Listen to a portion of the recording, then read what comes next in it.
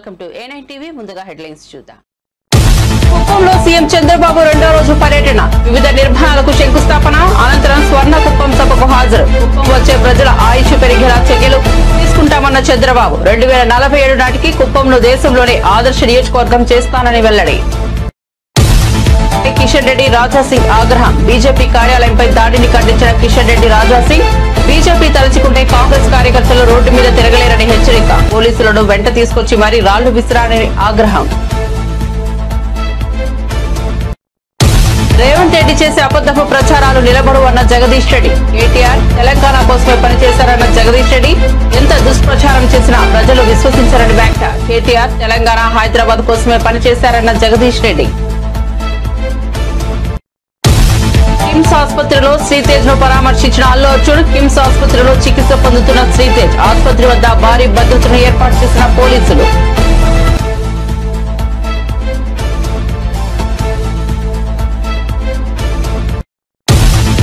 Formula ఈ race car KTR ఇంటి వెలుపల హరీష్ రావు కీలక వ్యాఖ్యలు. తప్పు చేసినట్టుగా హైకోర్టు చెప్పలేదన్న హరీష్ రావు. కేసు విచారణ కొనసాగించడానికి అనుమతి ఇచ్చిందని వ్యాఖ్య. 100 కేసులు పెట్టిన రేవంత్ రెడ్డిని ప్రశ్నిస్తూనే ఉంటామన్న మాజీ మంత్రి.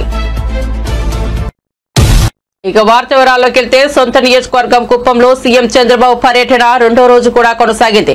కుప్పంలో జరిగిన స్వర్ణ కుప్పం కార్యక్రమంలో సీఎం చంద్రబాబు ప్రసంగించారు. కుప్పంలో పలు నిర్మాణ పనులకు చంద్రబాబు శంకుస్థాపన చేశారు. మదర్ డైరీ, స్పోర్ట్స్ కాంప్లెక్స్ నిర్మాణాల భూమి పూజలో పాల్గొన్నారు.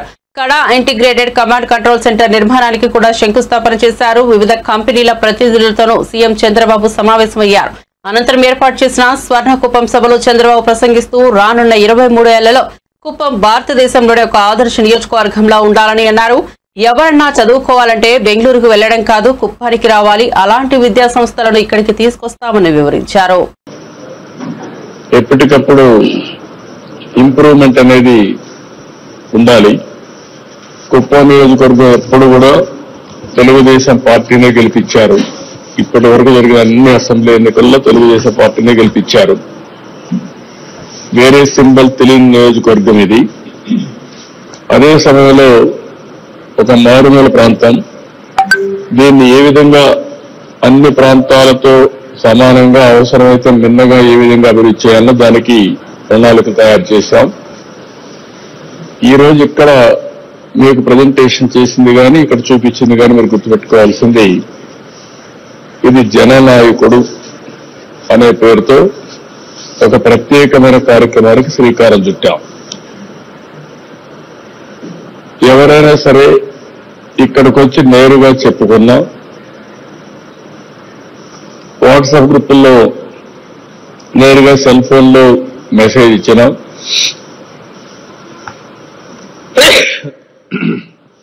అదేవిధంగా మా కార్యకర్తలు ప్రజా సమస్యలు మా దృష్టికి తీసుకొచ్చిన నాయకులు కానీ, కార్యకర్తలు కానీ, ఇవన్నీ జననాయకులు. బీజేపీ కార్యాలయంపై యూత్ కాంగ్రెస్ దాడి నేపథ్యంలో ముఖ్యమంత్రి రేవంత్ రెడ్డి వెంటనే క్షమాపణలు చెప్పాలని కేంద్ర మంత్రి కిషన్ రెడ్డి డిమాండ్ చేశారు. యూత్ కాంగ్రెస్ నేతలు బీజేపీ కార్యాలయంపై దాడి చేయడాన్ని కిషన్ రెడ్డి తీవ్రంగా ఖండించారు. బీజేపీ తలచుకుంటే కాంగ్రెస్ కార్యకర్తలు రోడ్డు మీద తిరగలేరని హెచ్చరించారు. పోలీసులను వెంట తీసుకొచ్చి మరీ బీజేపీ కార్యకర్తలపై రాళ్లు విసిరారని, పోలీసుల తీరు ఇలా ఉంటే ఎలా అని ప్రశ్నించారు. ఈరోజు భారతీయ జనతా పార్టీ రాష్ట్ర కార్యాలయం పైన కాంగ్రెస్ పార్టీకి చెందినటువంటి కార్యకర్తలు గుండాలతో కలిసి చేసినటువంటి దాడిని నేను తీవ్రంగా ఖండిస్తున్నాను. పోలీసులను వెంట తీసుకొనిచ్చి బీజేపీ ఆఫీసు మెయిన్ గేట్ వరకు వచ్చి అక్కడ ఉండేటువంటి కార్యకర్తలను కర్రలతో, రాళ్లతో దాడులు చేయడం, బీజేపీ ఆఫీస్ పైన రాళ్లు వేయడము, ఇది పోలీసులు ప్రేక్షక పాత్ర పోషించారు. నేను ఈ సందర్భంగా హైదరాబాద్ పోలీస్ కమిషనర్ను అడుగుతా ఉన్నాను, మీ పోలీసులు ఈ రకంగా వివరించడం ఎంతవరకు సమంజసమని అడుగుతా ఉన్నాను. భారతీయ జనతా పార్టీ కార్యకర్తలను తలలు పగలగొట్టడము, రక్తం వచ్చే విధంగా రాళ్లతో, కర్రలతో కొట్టడము, ఇది ఎక్కడ సమంజసమని అడుగుతా ఉన్నాను. భారతీయ జనతా పార్టీ తలుచుకుంటే కాంగ్రెస్ పార్టీ కార్యకర్తలు రోడ్ల మీద తిరగలేరనే విషయాన్ని సందర్భంగా హెచ్చరిస్తా ఉన్నాను. కాంగ్రెస్ పార్టీ ఇంతవరకు ఇంకా వాళ్ళకు బుద్ధి రాలేదు. దేశంలో ఉన్నది 3 రాష్ట్రాల్లోనే. ఆ 3 రాష్ట్రాల్లో కూడా ఎలక్షన్స్ అయితే 3 రాష్ట్రాల్లో కాంగ్రెస్ ఓడిపోయే పరిస్థితి ఉన్నది. రోజు రోజుకు కనుమరుగవుతున్నటువంటి కాంగ్రెస్ పార్టీ పూర్తిగా నిరాశ నిస్పృహలతో ఈ రకంగా భౌతిక దాడులు చేయడం ఏతున్నదో ఎట్టి పరిస్థితుల్లో ప్రజలు క్షమించారని సందర్భంగా మనవి చేస్తున్నాను. భారతీయ జనతా పార్టీ కార్యకర్తల మీదనో కార్యాలయం మీద దాడులు చేసినంత మాత్రాన మేము కాంగ్రెస్ పార్టీ యొక్క అవినీతి కుంభకోణాలను, కాంగ్రెస్ పార్టీ యొక్క ఇచ్చినటువంటి హామీలను ఎట్టి పరిస్థితుల్లో మేము ఆగే ప్రసక్తి లేదు. మీరు ఇచ్చినటువంటి గ్యారంటీల వైఫల్యం పైన ఖచ్చితంగా ప్రజల మధ్యకి వెళ్తాము. మీరు ఎంత దాడులు చేసుకున్నా కూడా వెనుకడుగు వేసే పరిస్థితి లేదు. మేము జాతీయ పార్టీగా మేము కొన్ని నియమాలు పెట్టుకున్నాము. ఖచ్చితంగా కార్యాలయం మీద ఈ రకంగా భౌతిక దాడులు చేయకూడదని నిర్ణయించుకున్నాము. మీరు ఈ రకంగానే చేస్తే తప్పనిసరి పరిస్థితుల్లో భారతీయ జనతా పార్టీ కూడా నిర్ణయం తీసుకున్నట్లయితే రాష్ట్రంలో శాంతి భద్రతల పరిస్థితి ఎదురవుతుంది. ఇది ముఖ్యమంత్రి గారు బహిరంగంగా ఈరోజు దీనిపైన సంజాయిషి ఇవ్వాల్సిందిగా నేను డిమాండ్ చేస్తా ఉన్నాను. కేటీఆర్ పై సీఎం రేవంత్ రెడ్డి చేసే అబద్ధపు ప్రచారాలు నిలబడవని, తమ పార్టీ నేతపై ఎంత దుష్ప్రచారం చేసినా ప్రజలు విశ్వసించారని బీఆర్ఎస్ నేత మాజీ మంత్రి జగదీష్ రెడ్డి అన్నారు. హైదరాబాద్ లోని పార్టీ కార్యాలయంలో ఏర్పాటు చేసిన మీడియా సమావేశంలో మాట్లాడుతూ కేటీఆర్ తెలంగాణ కోసమే పనిచేశారన్నారు. హైదరాబాద్ ను ప్రపంచ స్థాయి నగరాలతో పోటీ పడేలా తయారు చేసేందుకు బ్రాండ్ ఇమేజ్ పెంచేందుకు కృషి చేశారన్నారు. ప్రపంచంలోనే అత్యంత నివాస యోగ్యమైన నగరాల్లో హైదరాబాద్ ను ముందు నిలబెట్టేందుకు కేటీఆర్ ఎంతో కృషి చేశారన్నారు. తమపై కాంగ్రెస్ కక్ష సాధింపు చర్యలకు పాల్పడితే బీఆర్ఎస్ మరింత బలపడుతోందన్నారు. వారు వేసిన పిటిషన్ విషయంలో ఇవాళ హైకోర్టు తీర్పును తీసుకొని పాపం కాంగ్రెస్ నాయకులు సంబురాలు చేసుకుంటున్నారు. సంతోషం, మీ పనికి అంతే. మేమేమో రైతులకు సేవ చేసి రైతు బంధు ఇచ్చి సంబురాలు చేసుకున్నాం, మీరు కేసులతో సంబురాలు చేసుకుంటున్నారు. కాంగ్రెస్ పార్టీకి బీఆర్ఎస్ పార్టీకి ఉన్న తేడా ఏంటంటే మేము 24 గంటల కరెంట్ ఇచ్చి సంబురాలు చేసుకున్నాం ప్రజలతో కలిసి, ఇంటింటికి మంచినీళ్ళు ఇచ్చి సంబురాలు జరుపుకున్నాం, ప్రజలతో సంబురాలు చేపించినాం. 1.5 ఎకరాలకు నీళ్ళిచ్చి 3.5 కోట్ల టన్నుల పంట పండించి రైతులతో సంబురాలు చేసుకునే వాతావరణం తీసుకొచ్చినాం. భారతదేశంలో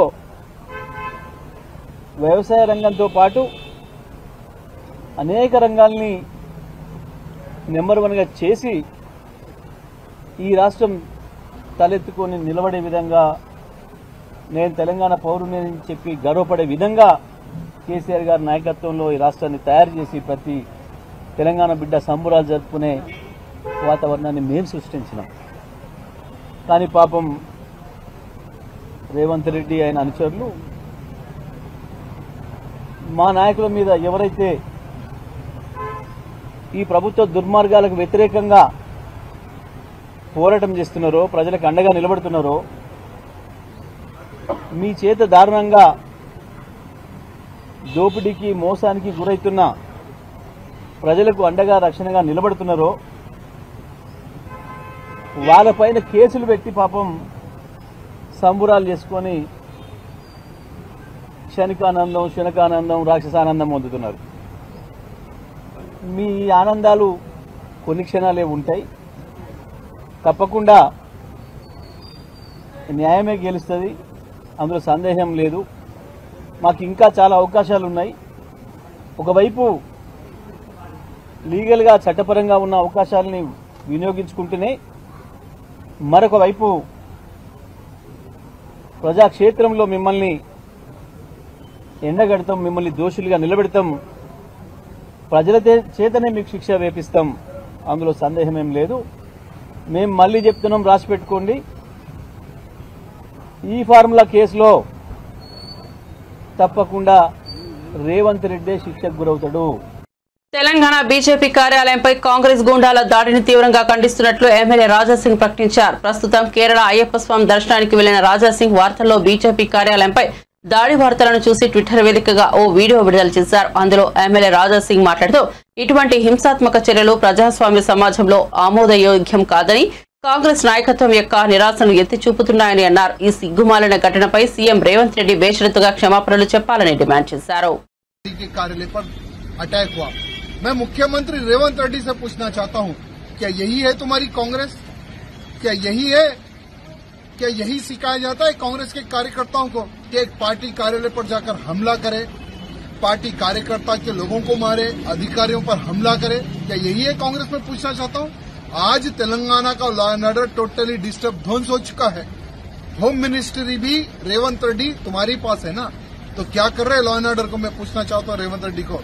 मैं रेवंत रेड्डी को सीरियसली एक ही बात कहना चाहूंगा, तुरंत माफी मांगे, भारतीय जनता पार्टी के कार्यकर्ताओं से, अधिकारियों से माफी मांगे। हम भी अगर चाहे तो कांग्रेस ऑफिस को जला सकते हैं, ध्वंस कर सकते हैं, बुलडोजर चढ़ा सकते हैं। ఫార్ములా ఈ కార్ రేస్ కార్ కేసులో కేటీఆర్ దాఖలు చేసిన క్వాష్ పిటిషన్ను తెలంగాణ హైకోర్టు కొట్టివేసిన నేపథ్యంలో మాజీ మంత్రి బీఆర్ఎస్ సీనియర్ నేత హరీష్ రావు కీలక వ్యాఖ్యలు చేశారు. ఎన్నిసార్లు అరెస్టులు చేసినా 100 కేసులు పెట్టినా రేవంత్ రెడ్డిని ప్రశ్నిస్తూనే ఉంటామని ఆయన అన్నారు. కేసు విచారణ కొనసాగించడానికి హైకోర్టు అనుమతిచ్చిందని, తప్పు చేసినట్లుగా ఎక్కడా చెప్పలేదని హరీష్ రావు వ్యాఖ్యానించారు. ఈ రేస్తో రాష్ట్రానికి లాభం జరిగిందని, నష్టం జరగలేదని ఆయన పేర్కొన్నారు. అసలు అవినీతే జరగనప్పుడు ఈ కేసుకు ఆస్కారం ఎక్కడ ఉంటుందని హరీష్ రావు ప్రశ్నించారు. కేవలం విచారణ కొనసాగించడానికే చెప్పింది హైకోర్టు.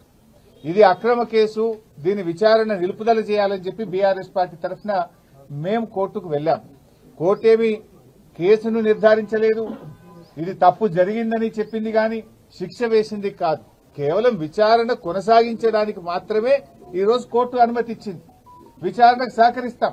ఈ ముందు నుంచి కూడా కేటీఆర్ గారు 100% విచారణకు సహకరిస్తామని చెప్పాం. ఎందుకంటే మేము తప్పు చేయలేదు, అసలు అవినీతే జరగలేదు, రాష్ట్ర ప్రభుత్వం నుంచి ₹1 కూడా గ్రీన్ కో కంపెనీకి చెల్లించలేదు.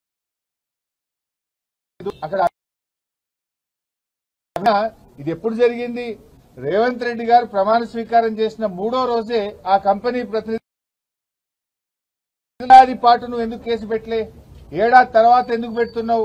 కేటీఆర్ గారు అడుగడుగునా నేను ప్రశ్నిస్తా ఉన్నాడు, నీ తప్పిదాలను బయట పెడతా ఉన్నాడు, నీ ప్రభుత్వం యొక్క వైఫల్యాలను ఎత్తి చూపుతా ఉన్నాడు కనుక ఏడాది తర్వాత దాన్ని బయట పెట్టినావు.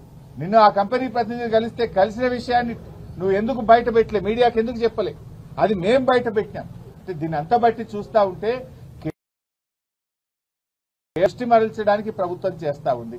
నిన్నగాక మొన్న ప్రభుత్వం చేతులెత్తింది కదా, ఇవాళ రైతుల విషయంలో మేము రైతు భరోసా సాగు భూములకే ఇస్తాం, 6,000 ఇస్తాం అని ప్రజలను మోసం చేసింది. మీరు ఆ ప్రజల్లో ఆ చర్చ జరిగి ప్రభుత్వం మీద వ్యతిరేకత రాకుండా ఉండడానికి ఇలాంటి డైవర్షన్ పాలిటిక్స్. బట్ అయినా కూడా మాకు న్యాయస్థానాల మీద గౌరవం ఉంది, చట్టం మీద గౌరవం ఉంది. తప్పకుండా మేము అన్ని రకాలుగా దీనికి సహకరిస్తాం. సరే, ఫర్దర్ గా సుప్రీంకోర్టు అనే దాని మీద మా న్యాయవాదులు ఇచ్చేటువంటి సలహా మేరకు మేము ముందుకు వెళ్తాం. బట్ మొన్న కూడా మీరు చూశారు, కేటీఆర్ గారు ఏసీబీ ఆఫీస్ కు వెళ్లారు. ఎక్కడ కూడా ఎక్స్టెన్షన్ అడగలే, మేము టైం కూడా అడగలేదు. వాళ్ళు నోటీస్ ఇస్తే మేము వెళ్ళాం. ఎందుకంటే తప్పు చేయలేదు కనుకనే ధైర్యంగా విచారణకు పిలిచారు. తప్పకుండా వెళ్తాం. ఎట్టి పరిస్థితుల్లో విచారణకు మేము వెనుక వెళ్ళట్లేదు. కాకపోతే ఈ ప్రభుత్వం తీరు బాగలేదు కనుక న్యాయవాదులతో నేను వెళ్తాననే కేటీఆర్ గారు అన్నారు తప్ప దాదాపు 45 నిమిషాలు విచారణకు వెళ్లడానికి రోడ్డు మీద నిలబెట్టినా కూడా ఓపిక్ గా కేటీఆర్ గారు ఏసీబీ ఆఫీస్ ముందు నిలబడ్డారు. దట్ మీన్స్ మేమేం తప్పించుకోవాలని కాదు, ఎందుకంటే మాకు తప్పు చేయలేదు అనేటువంటి పూర్తి నమ్మకం మాకుంది. అక్కడ అసలు అవినీతే జరగలేదు. ప్రభుత్వ ఖజానా నుంచి ₹1 పోకుండా నువ్వు అవినీతి జరిగిందని ఎట్లంటావు? అవినీతే జరిగిన ప్రశ్నే లేదు అక్కడ. ఈ రాష్ట్రం ఇమేజ్ పెంచడానికి, హైదరాబాద్ బ్రాండ్ ఇమేజ్ పెంచడానికి ఈ రోజు ఈ కార్ రేసింగ్ ను కేటీఆర్ గారు హైదరాబాద్ తెచ్చారు. బాగా పనిచేశాడు. వాస్తవానికి ప్రపంచం మెచ్చుకున్నది, దేశం మెచ్చుకున్నది. మిగతా రాష్ట్రాల ముఖ్యమంత్రులు కూడా ఇది మా రాష్ట్రానికి వస్తే బాగుండని చెప్పి ఇతర రాష్ట్రాలు మనతో పోటీ పడ్డాయి. కానీ కేటీఆర్ గారు ఒప్పించి మెప్పించి మన రాష్ట్రానికి తెచ్చి మన హైదరాబాద్ బ్రాండ్ ఇమేజ్ పెంచే ప్రయత్నం చేశారు. అంతే తప్ప ఇక్కడ అవినీతి జరగలేదు. ఈ రోజు కేవలం ఇది ఒక కక్ష సాధింపు తప్ప ఇంకోటి లేనే లేదు. డైవర్షన్ పాలిటిక్స్, కక్ష సాధింపు చర్యలకు రేవంత్ రెడ్డి గారు పాల్పడతా ఉన్నారు. సరే, నువ్వు ఎన్ని రకాల ప్రయత్నాలు చేసినా మా పోరాటం ఆగదు. మా లక్ష్యం తెలంగాణ ప్రజల సంక్షేమం, మా లక్ష్యం తెలంగాణ రాష్ట్ర అభివృద్ధి, మా లక్ష్యం పోరాడి తెచ్చి కాంగ్రెస్ పార్టీని కూల్చడం మీ అయ్యతరం కాదని, గాంధీ భవన్ గేటు కూడా తాకలేరని తెలంగాణ ఫిషరీస్ డెవలప్మెంట్ చైర్మన్ మెట్టు సాయి కుమార్ అన్నారు. గాంధీ భవన్ లో మీడియా సమావేశంలో మాట్లాడుతూ బీజేపీ నేతలపై ఫైర్ అయ్యారు.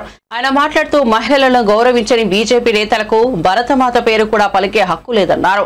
బీజేపీ ఆర్ఎస్ఎస్ విధానం ఒకటేనని, మహిళలను చులకనగా చూడడం తప్ప గౌరవించడం తెలియదని ఆరోపించారు. జాతీయ నాయకురాలు ప్రియాంక గాంధీకి కించపడడం అంటే మహిళా సమాజాన్ని అవమానపరచడమేనని వ్యాఖ్యానించారు. దీనికి శాంతియుతంగా నిరసన తెలుపుతుంటే బీజేపీ ఆఫీస్ నుంచి ఆయుధాలు బయటికి వచ్చాయని అన్నారు. భరతమాత అనే ఒక పదానికి మనం ఇచ్చే గౌరవం ఏంది? మన అమ్మ, అక్క, చెల్లి, భార్య, కూతురు.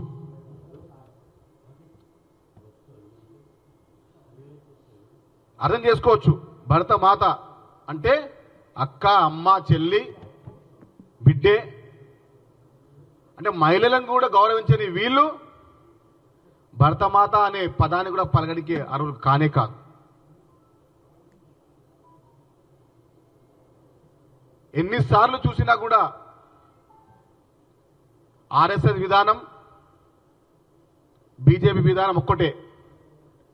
మహిళలని చులకన చూడడం తప్ప వారు ఏ కోశాన కూడా మహిళలను గౌరవపరచరు. మీరు మీ రాజకీయాన్ని చేసుకోండి, కానీ ఒక జాతీయ నాయకురాలు, భారతదేశంలో పేరుగాంచి ఒక నాయకురాలని ఈ విధంగా మీరు కించపరిచి మాట్లాడమంటే మహిళా సమాజాన్ని అగౌరవపరచడమే. దీని పక్షాన కాంగ్రెస్ పార్టీ, యువజన కాంగ్రెస్ నాయకులు ధర్నా చేస్తుంటే బీజేపీ పార్టీ ఆఫీస్ నుంచి బయటికి రాళ్ళు, కట్టెలు వస్తాయి. ఏ విధంగా వస్తాయి?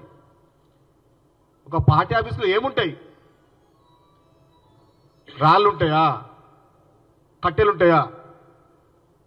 చెప్పండి.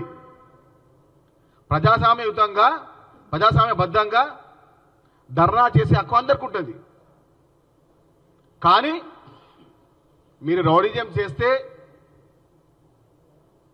మీరు రాజకీయం చేస్తే, రౌడీ రాజకీయం చేస్తే చూసుకొని ఊరుకోవాలనా? చెప్పండి. ఇంకొంతమంది అంటారు కాంగ్రెస్ పార్టీ తీస్తాం. మీ అయ్యేతరం కాదు. ఎవరు ఎమ్మెల్యే అన్నారంట, కాంగ్రెస్ పార్టీ అన్నారంట కూలుస్తాను. మీ అయ్యే తరం కాదు. तुम्हारे बाप से भी नहीं होता. तुम कौन से खेत के अमूल हमारे नहीं मालूम क्या? बहुत చెంచే आए गए अब तक गांधी भवन के सामने से. ఇలాంటి చిన్న చిన్న కుక్కలు వచ్చిపోయినాయి. గాంధీ భవన్ గేటు తాకలేదు ఇంతవరకు. రాజాసింగ్ లాంటి పిచ్చి కుక్కల్ని ఎట్లా ధర్మాలో మాకు తెలుసు. కాంగ్రెస్ పార్టీ గోడ ఇటుక ముట్టుకోలేవు నువ్వు. పేల్చుడిని కళ, కూల్చుడిని కళ. గాంధీ భవన్ యొక్క ఇటుకను ముట్టుకోలేవు. కాంగ్రెస్ పార్టీ నాయకులు, సైనికులు సిద్ధంగా ఉన్నారు. ప్రజాస్వామ్యంగా పోటీ చేసాం ధర్నా. ఏ విధంగా కాంగ్రెస్ కార్యకర్తలను అరెస్ట్ చేసే ముందు బీజేపీ నేత రమేష్ పై ఎలాంటి చర్యలు తీసుకున్నారో చెప్పాలని టీపీసీసీ ప్రధాన కార్యదర్శి అద్దంకి దయాకర్ ప్రశ్నించారు. బీజేపీ కార్యాలయం మీద జరిగిన దాడిని బీజేపీ నేతలు ఖండించారు. దీనిపై ట్విట్టర్ వేదికగా స్పందించిన అద్దంకి దయాకర్ బీజేపీ నేతలపై తీవ్ర స్థాయిలో విమర్శలు చేశారు. బీజేపీ కార్యాలయం మీద దాడిని బీజేపీ నేతలు ఎలా తీవ్రంగా పరిగణిస్తున్నారని, మహిళలపై ప్రియాంక గాంధీపై సామాజిక దాడి చేసిన రమేష్ విధులపై చర్యలు తీసుకున్నారా అని నిలదీశారు. కోర్టు తీర్పును స్వాగతిస్తున్నాం. అవినీతి జరిగిన దగ్గర అసలు విచారణే వద్దని చెప్పి కేటీఆర్ కోర్టుకు పోవడం అనేది అప్రజాస్వామికమని కోర్టు చెప్పడం దీనికి ఒక ఉదాహరణ. అన్నిటికంటే ముఖ్యంగా ఏంటంటే దొంగతనం చేసిన తర్వాత ఆ దొంగతనాన్ని దొంగతనం కాదు అని నిరూపించడానికి శతవిధాల ప్రయత్నం చేస్తున్న పరిస్థితి మనం గమనిస్తున్నాం. ఈరోజు మానవ హక్కుల కోసం పోరాటాలు చేసేటోళ్లకు కోర్టులు బాసటగా ఉంటాయి తప్పితే దొంగల హక్కుల కోసం పోరాటము, దోపిడీదారుల హక్కుల కోసం పోరాటం చేసేటోళ్లకు కోర్టులు, చట్టాలు సపోర్ట్ చెయ్యవనే విషయం కేటీఆర్ తెలుసుకుంటే మంచిది. ఇదేదో ఆ అవినీతి చేయకంటే ముందు, ఆ అక్రమం చేయకంటే ముందు ఉండాల్సిందనేది నా వ్యక్తిగత అభిప్రాయం, పార్టీ అభిప్రాయం కూడా. ఇలా ప్రభుత్వం ప్రజల ఆస్తులకు రక్షణగా ఉండాల్సింది పోయి మీకిచ్చిన అధికారాన్ని దుర్వినియోగం చేయడమే కాకుండా ఇష్టానుసారంగా నిధులను ఇతరులకు, ప్రైవేటు వ్యక్తులకు తరలించడం అనేది ఆర్థిక నేరం. అది ప్రజాప్రతినిధిగా ఉన్నప్పుడు ఆ ఇంత సోయిని మర్చిపోయి కేటీఆర్ చేసిన ప్రయత్నానికి ఈరోజు ప్రభుత్వం చర్యలు తీసుకోవడానికి వచ్చింది. దానికి కోర్టుల భద్రత ఉండడం అనేది కూడా ఇది స్వాగతించాల్సిన అంశం. తిరుమల శ్రీవారి ఆలయంలో కోయిల్ ఆల్వార్ తిరుమంజనం వైభవంగా జరిగింది. ఈ నెల 10న వైకుంఠ ఏకాదశిని పురస్కరించుకుని టీటీడీ ఆలయ శుద్ధి కార్యక్రమం చేపట్టింది. వేకువజామున స్వామివారికి సుప్రభాతం, అర్చన సేవల అనంతరం శ్రీవారి మూల విరాట్పై పట్టు వస్త్రంతో అర్చకులు పూర్తిగా కప్పివేశారు. నామకోపు, శ్రీచూర్ణం, పచ్చాకు, గడ్డ కర్పూరం, గంధం పొడి, కిచిలీగడ్డ తదితర సుగంధ ద్రవ్యాలు కలిపిన పవిత్ర జలంతో ప్రదక్షిణగా వెళ్లి ఆలయ శుద్ధి కార్యక్రమాన్ని చేపట్టారు. ఆనంద నిలయం, బంగారు వాకిలి, శ్రీవారి ఆలయంలోని ఉప దేవాలయాలు, ఆలయ ప్రాంగణం, పూజా సామాగ్రి తదితర అన్ని వస్తువులను శుభ్రపరిచారు.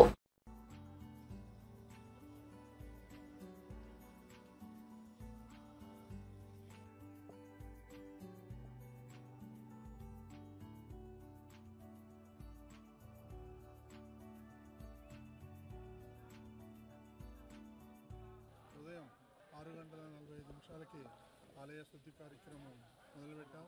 ఇందులో బోర్డు సభ్యులు, అధికారులు అందరూ పాల్గొన్నారు.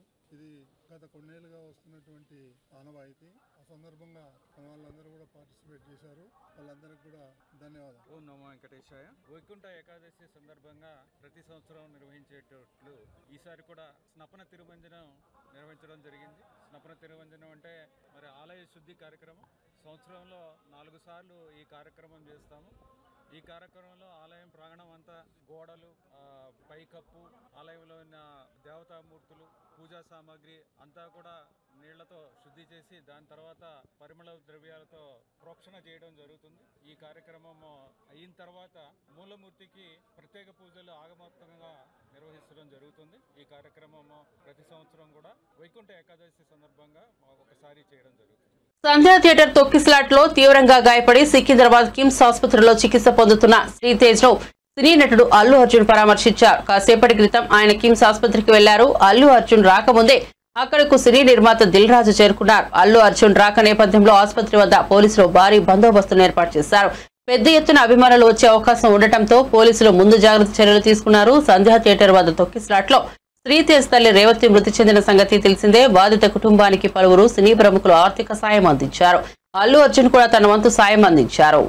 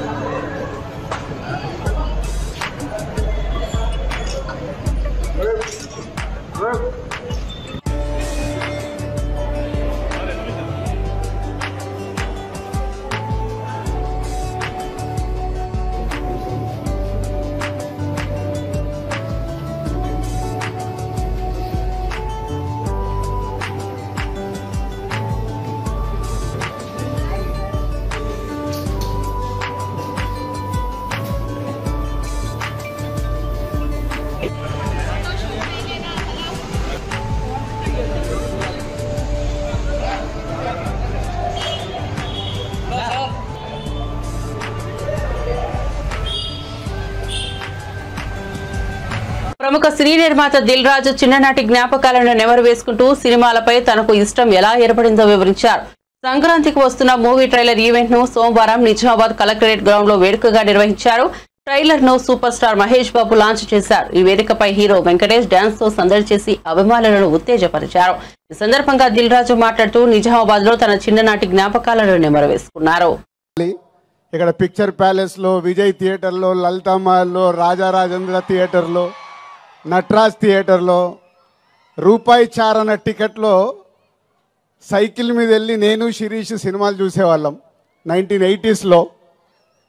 అలా సినిమాల మీద ఇష్టం పెరిగి సినిమా ఫీల్డ్లోకి వస్తామని కూడా మాకు తెలియదు, కానీ ఆ ఇష్టం ప్రతి సినిమాలు చూడాలని. ఇక్కడ నాగేశ్వరరావు ఉన్నారు, పిక్చర్ ప్యాలెస్లో మాకు రూపాయి చారణ టికెట్ ఇచ్చి కూర్చోబెట్టేవాడు.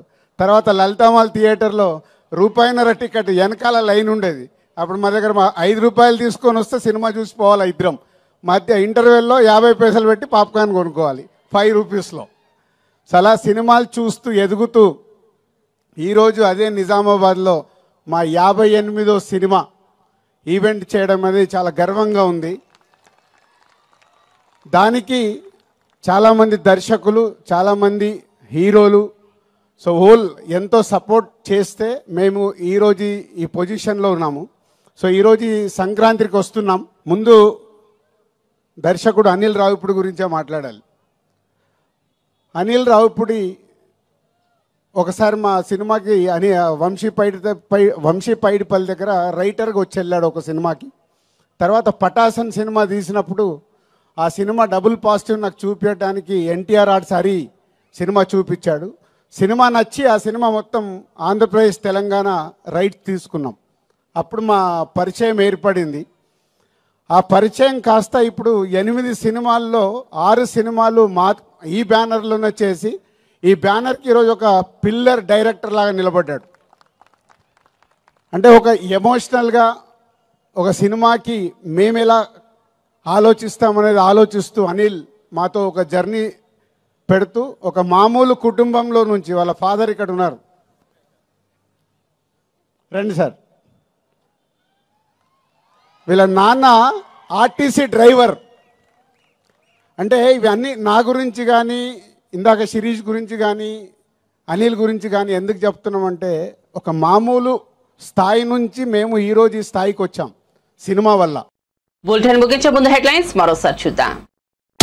కుప్పంలో సీఎం చంద్రబాబు 2వ రోజు పర్యటన, వివిధ నిర్మాణాలకు శంకుస్థాపన, అనంతరం స్వర్ణ కుప్పం సభకు హాజరు. కుప్పం వచ్చే ప్రజల ఆయుష్ పెరిగేలా చర్యలు తీసుకుంటామన్న చంద్రబాబు. 2047 నాటికి కుప్పంను దేశంలోనే ఆదర్శ నియోజకవర్గం చేస్తానని వెల్లడి. కిషన్ రెడ్డి, రాజాసింగ్ ఆగ్రహం. బీజేపీ కార్యాలయంపై దాడిని ఖండించిన కిషన్ రెడ్డి, రాజాసింగ్ బీజేపీ తలచుకుంటే కాంగ్రెస్ కార్యకర్తలు రోడ్డు మీద తిరగలేరని హెచ్చరిక. పోలీసులను వెంట తీసుకొచ్చి మరీ రాళ్లు విసిరారని ఆగ్రహం. రేవంత్ రెడ్డి చేసే అబద్ధపు ప్రచారాలు నిలబడు అన్న జగదీష్ రెడ్డి. కేటీఆర్ తెలంగాణ కోసమే పనిచేశారన్న జగదీష్ రెడ్డి. ఎంత దుష్ప్రచారం చేసినా ప్రజలు విశ్వసించారని వ్యాఖ్య. కేటీఆర్ తెలంగాణ, హైదరాబాద్ కోసమే పనిచేశారన్న జగదీష్ రెడ్డి. కిమ్స్ ఆసుపత్రిలో శ్రీతేజ్ ను పరామర్శించిన అల్లు అర్జున్. కిమ్స్ ఆసుపత్రిలో చికిత్స పొందుతున్న శ్రీతేజ్. ఆసుపత్రి వద్ద భారీ భద్రతను ఏర్పాటు చేసిన పోలీసులు.